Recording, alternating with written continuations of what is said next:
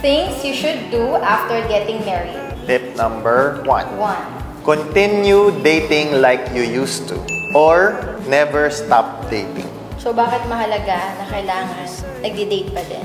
Bakit? So, some of the couples kasi, dahil married na, masyado na silang nagiging komportable sa isa't isa to the point na hindi na nila ginagawa yung parang kilig moments. So, syempre, nung mag-boyfriend-girlfriend pa lang, one of the kilig moments is yung magdi-date.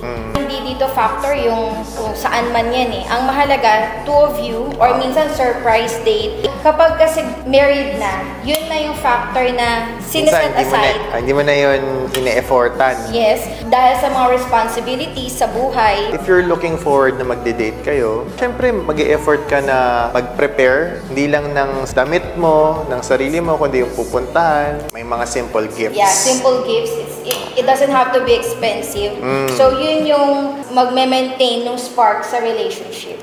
And when you are already married, it is important to keep the fire burning. And that's one way to do that.